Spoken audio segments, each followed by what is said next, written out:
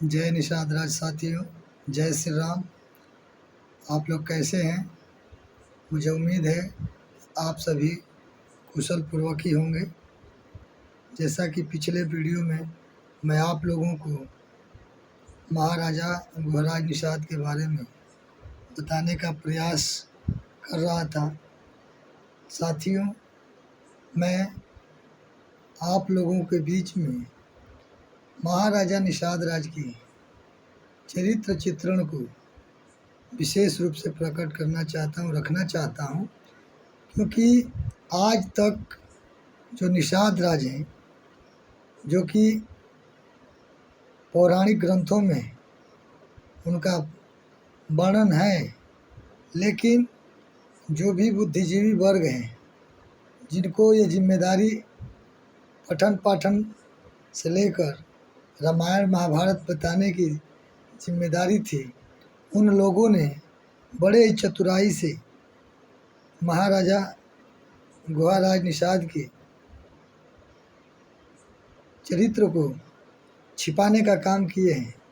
मैं ये बताना चाहता हूँ कि आप सभी निषाद राज के बारे में कितना जानते हैं और नहीं जानते हैं, तो इस वीडियो में मैं आप लोगों को ये बताने जा रहा हूँ कि निषाद राज कौन थे और निषाद राज का क्या रामायण में या जो भी हमारे पौराणिक ग्रंथ हैं उनमें उनका क्या योगदान था। तो साथियों, शुरू करते हैं कि निषाद राज जो महाराजा गुहराज निषाद के नाम से जाने जाते हैं, जिनका किला आज भी श्रृंगवेरपुर में, जो कि इलाहाबाद की धरती पर स्थित है, जो आज भी 3.5 किलोमीटर लंबा और 3.5 किलोमीटर चौड़ा खंडहर के रूप में पड़ा हुआ है। जब भगवान राम भगवान नहीं थे, उनको दुनिया भगवान नहीं मानती थी, तब वो महाराजा दशरथ के ज्येष्ठ पुत्र थे और ज्येष्ठ पुत्र को जब राजगद्दी नहीं मिली और 14 वर्ष का वनवास मिला, उस टाइम राम, लक्ष्मण और अपनी भार्या सीता के साथ जंगल में जब प्रस्थान करते हैं, तो सबसे पहले साथियों मैं आपको बताना चाहता हूँ कि सबसे पहले वो कहीं अपने रिश्तेदारों के पास नहीं गए, अपने किसी मित्र या अपने ससुराल या अपने ननिहाल इत्यादि वो कहीं नहीं गए। अब कहाँ गए, इसके बारे में मैं आप लोगों को बताना चाहता हूँ कि राम, लक्ष्मण और सीता जब तीनों लोग घर त्यागते हैं, अपने माता पिता की आज्ञा को मान करके जब घर त्यागते हैं, तो बचपन के परम मित्र, राम के बचपन के परम मित्र गुहराज निषाद याद आते हैं और उनके राज्य में जाने के बारे में पहला विचार आता है।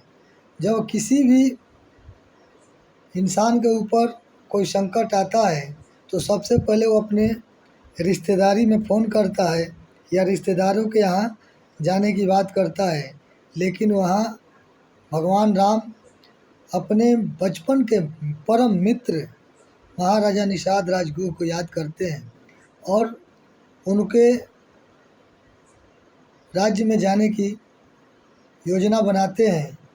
जब चलते चलते चलते जब अयोध्या राज यहाँ से ख़त्म होता है, वहीं से महाराजा गुहराज निषाद का राज्य शुरू होता है।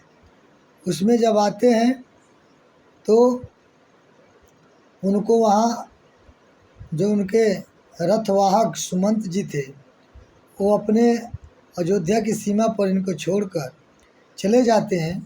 तब राम, लक्ष्मण और सीता महाराजा निषाद राज की नगरी में प्रवेश करते हैं और प्रवेश करके वो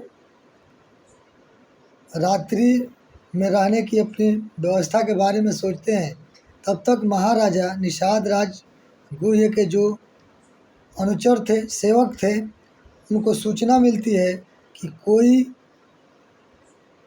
कोई ब्रह्मचारी रूप में 2 पुरुष और 1 महिला के साथ हमारे राज्य में प्रवेश किए हैं, और जा कर के महाराजा निषाद राजगुह्य को सूचना देते हैं कि हे महाराज, आपके राज्य में 2 वनवासी के भेष में पुरुष और 1 महिला प्रवेश की है, क्या हम उनको अपने राज्य में आने दें?